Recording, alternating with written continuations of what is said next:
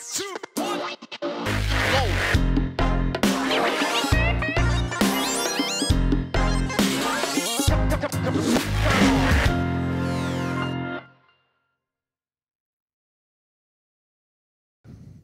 Bonsoir.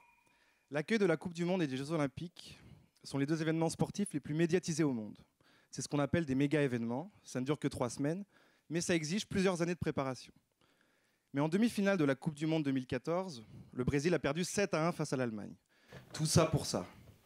Les pouvoirs publics de Rio de Janeiro nous renvoient le ballon en disant qu'accueillir la Coupe du Monde de football 2014 et les JO 2016, c'est justement l'occasion d'investir dans d'importantes transformations urbaines qui bénéficient à toute la population, et notamment d'améliorer les conditions de mobilité, car les projets de transport représentent 55% des investissements réalisés pour ces événements. La municipalité de Rio va droit au but et part d'une véritable révolution des transports. Et c'est vrai que les pouvoirs publics ont mouillé le maillot, avec entre autres une nouvelle ligne de métro, 4 couloirs de bus à haut niveau de service, un tramway dans la zone portuaire ou encore 3 téléphériques. Car quand on va à Rio, il ne faut pas oublier de monter là-haut.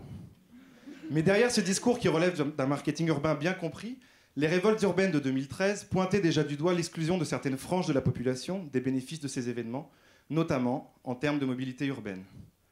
L'esprit du baron de Coubertin n'a pas toujours été présent pendant cette phase d'aménagement à marche forcée. Violences policières dans les favelas, faible participation des habitants aux décisions d'aménagement et de nombreuses expropriations d'habitants pauvres relégués en périphérie du fait des projets de transport. La question de la justice sociale se pose et devient heureusement une préoccupation grandissante dans le champ de la géographie urbaine. Les impacts des méga-événements et des projets de transport profitent-ils donc à tous les habitants de façon juste ou équitable ?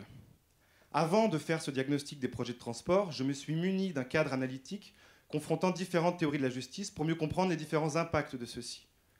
Avec un contrat de co-tutelle, je suis donc allé à Rio, et outre de nombreuses visites de terrain, j'ai réalisé une 50aine d'entretiens avec des responsables d'entreprises de transport, des dirigeants, des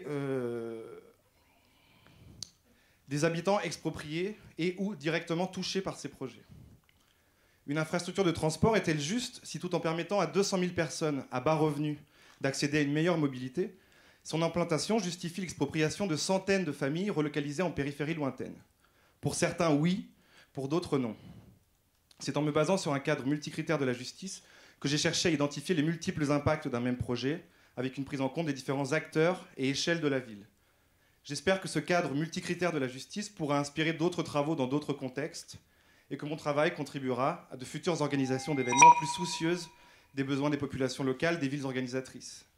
FIFA, promoteurs immobiliers, commerçants, autorités locales et nationales, habitants des favelas, usagers des transports publics, n'ont ni les mêmes intérêts, ni les mêmes moyens d'action. Et c'est pour cette raison qu'il est essentiel de faire le point sur qui gagne quoi, qui perd quoi. Mais je ne vais pas jouer les prolongations, je dois maintenant aller m'entraîner pour les JO à Paris. Merci pour votre écoute.